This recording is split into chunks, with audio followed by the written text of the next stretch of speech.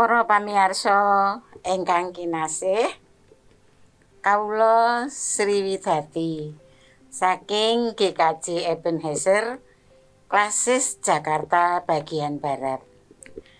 Kepareng badhe maosaken renungan Sabda Winedhar dinten Kemis 2 November 2020.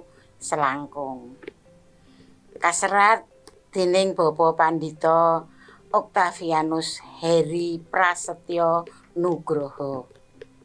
Saking kalih babat 18 ayat 12 dumugi 21, Jabur 56, Ibrani 9 ayat 23 dumugi 28. Pamaosing kitab suci saking Jabur 56 ayat 11a kanthi jejer menenga.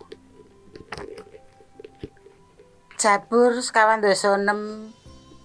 ayat 11a mekaten suraosipun. Menenga lan ngertiya menawa ingsun iki Allahira. Para pamirsa ingkang kinasih, nalika manungsa ngadepi kawontenan ingkang gegirisi lan mbebayani, limrahipun wonten kalih tanggapan. Ingkang sepisan kita sami bingung lan kuatos satemah boten saged wening lan ngandelaken panguwasanipun Gusti. Ingkang kaping kalih, kosok wangsulipun kita sami gumunggung lan rumaos saged merantasi kanthi kegiatan kita piyambak. Kita sami namung ngothak-athik sedaya patrap supados saged ngadepi karibetan utawi kangelan wau.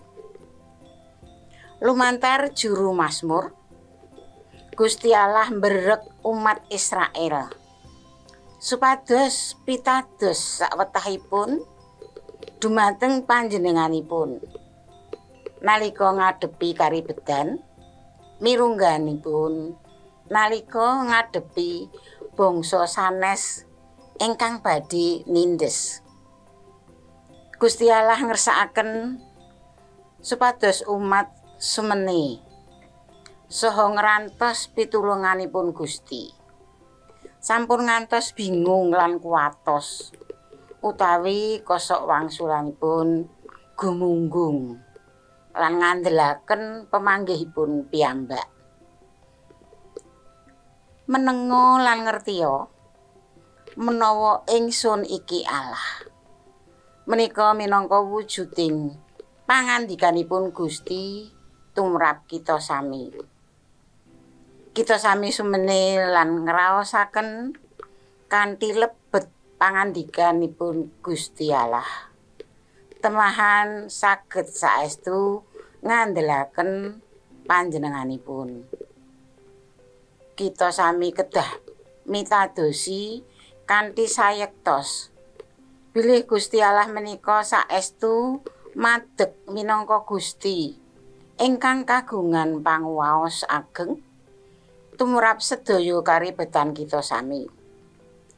Sampun ngantos kados dene Prabu Saul ingkang boten taberi anggenipun nenggo Nabi Samuel satemah misungsungaken kurban langkung rumiyin awit ajrih dhateng bangsa Filistin ingkang badhe nindes.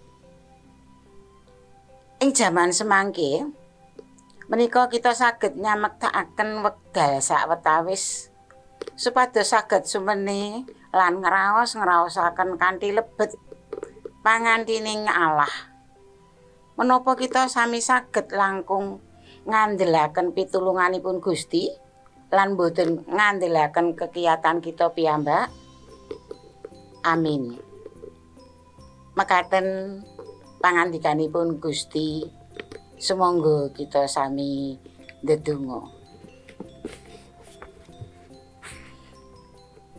Duh Yehuwah Rama kasuwargan ngaturaken gunging panuwun awit paduka sampun paring panuntun dhateng kawula sami ing lampah gesang kawula. Kasagetna kawula tansah masrahaken gesang kawula ing asta paduka. Mugi paduka tansah paring sih kamirahan ugi pangayoman wonten ing asmanipun Gusti Yesus Kristus. Pandonga tuwin panuwun kawula unjukaken. Amin. Pasamuan ingkang kinasih, cekap semanten renungan Sabda Winedhar Sinode GKJ dinten menika. Ngantos pinanggih ing program salajengipun.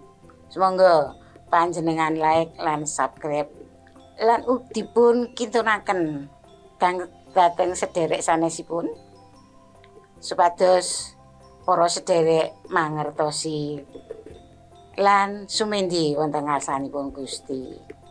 Gusti Yesus berkahi.